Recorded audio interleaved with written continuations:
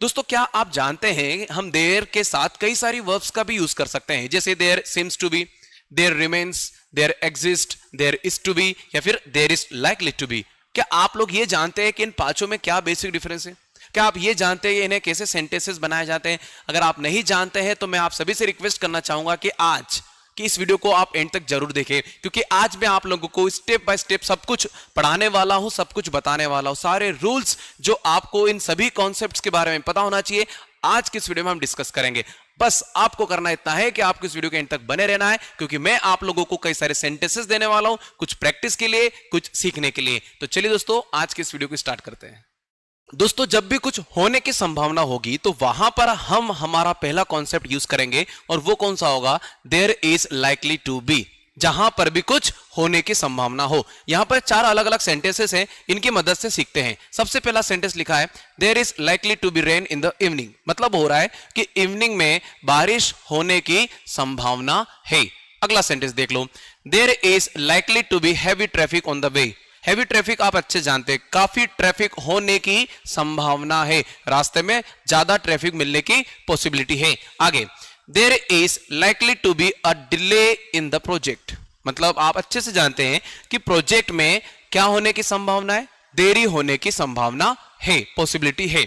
अगला, there is likely to be a meeting tomorrow. कल एक मीटिंग होने की संभावना है, पॉसिबिलिटी है कि कल मीटिंग हो सकती है। तो पहला कॉन्सेप्ट उम्मीद करता हूं कि आप लोगों को समझ में आ गया होगा। अगले कॉन्सेप्ट की बात करता हूं। जहां कहीं भी कुछ बचा हुआ है, जहां कहीं अभी भी ऑप्शन रहा है, वहां पर हम सेकेंड कॉन्सेप्ट को यूज करेंगे, और वो होगा देयर रिमेन्स। सेंटेंसेस देख लो। पहला सेंटेंस है there remains a lot.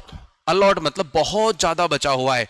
To be done मतलब करने के लिए। सेंटेंस का हिंदी क्या हो रहा है? करने के लिए अभी भी बहुत कुछ बचा हुआ है। तो जब भी आप कह रहे हो कि अभी भी बहुत कुछ बचा है, देयर रिमेन्स आप लगा दे। अगला sentence, there remains only one option now. अब सिर्फ और सिर्फ क्या बचा हुआ है? एक ऑप्शन बचा हुआ है। अगला, देयर रिमेन्स सम होप। क्या बची हुई? कुछ उम्मीद बची हुई है। किस चीज के लिए? फॉर रिकवरी, रिकवरी के लिए। लास्ट का सेंटेंस है देयर रिमेन्स द क्वेश्चन। अभी भी एक क्वेश्चन बचा हुआ है, बना हुआ है, और वो कौन सा है? Who will lead. लीड कौन करेगा? तो जब भी कुछ करने को बचा होगा वहां पर आप लोग सेकेंड कॉन्सेप्ट को यूज करोगे। दोस्तों तीसरे कॉन्सेप्ट में हम लोग सीखने वाले हैं कि देयर के साथ हम एग्जिस्ट कैसे लगाएं।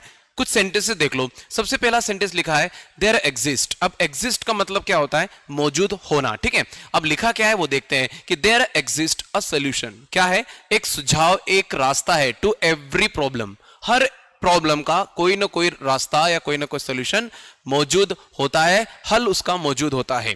ये हमारा तीसरा कॉन्सेप्ट हुआ। और कुछ सेंटेंसेस हैं देयर एग्जिस्ट अ ट्रूथ। क्या मौजूद होता है? सच हमेशा होता है। बिहाइंड एवरी लाई। जब भी झूठ बोला जाता है उसके पीछे क्या मौजूद होता है? एक सच हमेशा होता है। Next, there exist a way to achieve your dreams. अपने सपनों को पूरा करने के लिए हमेशा कोई ना कोई रास्ता जरूर मौजूद होता है। Next, there exist a risk. क्या होता है? मौजूद रिस्क होता है। In every business. हर बिजनेस में क्या मौजूद होता है? रिस्क मौजूद होता है। तो ये हमारा था थर्ड कॉन्सेप्ट, जहां देयर के साथ हम लोग एग्जिस्ट लगा रहे थे। अब बारी है कि देयर के साथ इज टू बी को कैसे यूज करना है। जब भी कुछ होने वाला है या होना है जो निश्चित है। आप लोगों ने पहले कॉन्सेप्ट में लाइकली टू का यूज किया, जहां होने की संभावना थी। यहां पर होना है, ये तय है। जैसे there is to be a meeting. क्या होना है? एक मीटिंग होनी है। कितने बजे? 10 बजे होनी है। ये निश्चित है, इसमें कोई पॉसिबिलिटी जैसा नहीं है। अगला, there is to be a celebration next week. अगले वीक क्या होगा? सेलिब्रेशन होगा। There is to be no entry without permission. Without permission, बिना परमिशन के एंट्री नहीं होने वाली है। There is to be a test tomorrow. कल एक टेस्ट होने वाला है। There is to be a change in management. Management में एक बदलाव होने वाला है या फिर एक बदलाव होना है। बहुत ही सिंपल कॉन्सेप्ट है, बस आप लोग इन सेंटेंसेस को रीड करें केयरफुली और अपनी प्रैक्टिस करते रहे। लगे तो आप लोग वीडियो को थोड़े समय के लिए पॉज करें और फिर अपना पूरा समय ले, फिर इनको एक बार और रीड कर ले। आप गारंटी देता हूं कि आप इन सब चीजों को आराम से सीख पाएंगे। लास्ट, ऐसा लगता है, देयर सीम्स टू बी। अगर आप अपनी राय, अपनी पॉइंट ऑफ व्यू रखना चाहते हो तो वहां पर आप हमारा लास्ट कॉन्सेप्ट यूज करेंगे। सेंटेंस क्या है? There seems to be a problem. ऐसा लगता है कि कोई प्रॉब्लम है। वो कहां है? विद द इंटरनेट कनेक्शन, मतलब इंटरनेट कनेक्शन के साथ कुछ प्रॉब्लम है, ऐसा मुझे लगता है। आगे, there seems to be some confusion about the meeting time. मुझे ऐसा लगता है कि मीटिंग के समय को लेकर क्या है, थोड़ा बहुत कंफ्यूजन हो रहा है। Next, there seems to be a crack. ऐसा लगता है कि कहीं क्रैक है in the wall near the window.